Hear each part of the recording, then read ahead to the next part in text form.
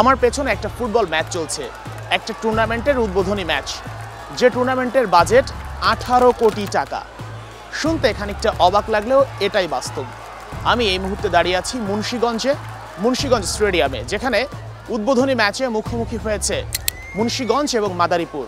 এটা হচ্ছে তারুণ্যের উৎসবের যে আয়োজন, তারই অংশ হিসেবে তারুণ্যের উৎসব 2025-এর যে 64টি জেলা নিয়ে যে ফুটবল টুর্নামেন্ট আয়োজন হচ্ছে, তারই উদ্বোধনী ম্যাচ।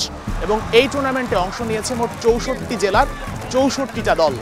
প্রত্যেকে হোম অ্যান্ড অ্যাওয়ে ভিত্তিতে খেলবে এবং এই যে 64টি দলকে মোটামুটি 8টা পটে ভাগ করা হয়েছে। এবং এই যে 8টা পটের নামকরণ করা হয়েছে জুলাইয়ে নিহত 8 জন শহীদের নামে। এভাবেই আসলে আয়োজন করা হয়েছে। এই টুর্নামেন্ট আগেও আয়োজিত হয়েছে, কিন্তু এবার আয়োজনটা আসলে ব্যতিক্রমধর্মী মনে হচ্ছে। মাঠে দর্শক আসছে, বাফুফের সভাপতি তাহিদ আউয়াল এসে উদ্বোধন করেছেন, ক্রীড়া উপদেষ্টা আসিফ মাহমুদ সজীব ভুঁইয়াও এসেছেন। সবার আগমনে মুন্সিগঞ্জ একেবারে ফুটবল নগরীতে পরিণত হয়েছে, যেখানে সবাই স্বতঃস্ফূর্তভাবে মাঠে এসেছেন, খেলা দেখছেন, উপভোগ করছেন। এবং বাংলাদেশের যে ফুটবলের হারানো জোয়ার, সেটা যে বেশ কিছুদিন ধরে ফিরতে শুরু করেছে, এটা তারও অংশ। বাফুফের সভাপতি তাহিদ আউয়াল বলছিলেন যে বাংলাদেশের ফুটবলে বিভিন্ন প্রান্তিক পর্যায় থেকে প্লেয়ার তুলে আনা, নতুন নতুন ফুটবলার বের করা এবং ফুটবলের উন্নয়নে, ফুটবলের উন্মাদনা সারা বাংলাদেশে ছড়িয়ে দেওয়ার জন্য এই টুর্নামেন্ট অনেক বড় ভূমিকা পালন করবে। বাংলাদেশের তরুণ প্রজন্ম যারা আছে তারা বারে বারে বলেছে যে একটা বার্তা, যে আমরা পিছিয়ে থাকবো না, কোনো জায়গায় আমরা পিছিয়ে থাকবো না।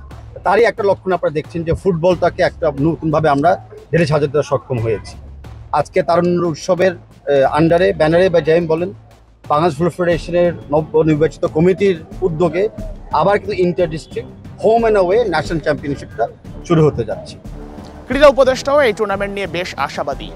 আস্তে আস্তে করে খেলাধুলার যে বিকেন্দ্রীকরণের যে ধারণা, বিকেন্দ্রীকরণের যে গল্প আমরা শুনি, সেই গল্প বাস্তবায়নের জন্য এমন আয়োজন আসলেই দরকার। এই যে প্রতিটা জেলায় ম্যাচ হওয়ার কারণে আপনি দেখবেন যে এই মাঠটারও কিছু পরিচর্যা হয়েছে। এই যে নিয়মিত খেলা না হলে মাঠগুলো এক ধরনের পরিত্যক্ত জায়গায় পরিণত হয়।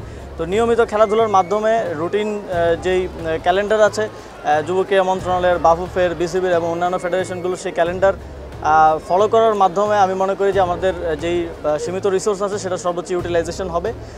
এবং আমরা চেষ্টা করছি যে আমাদের সারা দেশে যত স্টেডিয়াম আছে, নতুন বড় মেগা প্রজেক্ট নেওয়ার থেকে আমরা চেষ্টা করছি সেগুলোর দিকে মনোযোগ দেয় এবং সেগুলোকে খেলার উপযোগী করে গড়ে তোলার দিকে। এই টুর্নামেন্টগুলো একদিকে যেমন ফুটবল প্রেমীদেরকে ফুটবলের প্রতি আরও আগ্রহ বাড়াবে, যারা ঢাকার বাইরে থাকেন এমন আয়োজন দেখতে পারেন না, এমন ফুটবল ম্যাচ উপভোগ করতে পারেন না, প্রত্যেক জেলায় জেলায় যখন হোম অ্যান্ড অ্যাওয়ে ভিত্তিতে এই ম্যাচগুলো হবে, তখন সকল ফুটবল প্রেমী, ওই জেলার ফুটবল প্রেমীরা এই ম্যাচগুলো উপভোগ করতে পারবে।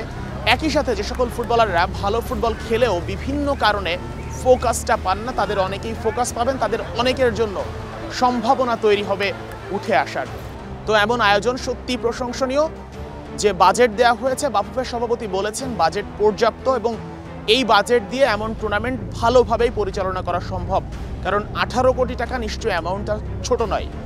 তবে এখন যে মূল যে বাধাগুলো তিনি বলছিলেন, ইনফ্রাস্ট্রাকচারাল কিছু সমস্যা আছে, এগুলো বিভিন্ন জায়গায় থাকবে এবং আস্তে আস্তে করে সমাধানের চেষ্টাও করছেন। বাধা তো বটে আছে, আমাদের ইনফ্রাস্ট্রাকচার একটু ঘাটতি আছে, আমাদের কাঠামোগুলা সবগুলা কিন্তু ওরকম টপ মানে খেলার উপযুক্ত নয় পুরো বাংলাদেশে। কিন্তু যে আয়োজনটা শুরু হয়েছে, এটা যদি সত্যিই কন্টিনিউ থাকে এবং যদি সফলভাবে বাস্তবায়ন করা যায়, তাহলে আসলেই বাংলাদেশের ফুটবলের জন্য ভালো কিছু হবে।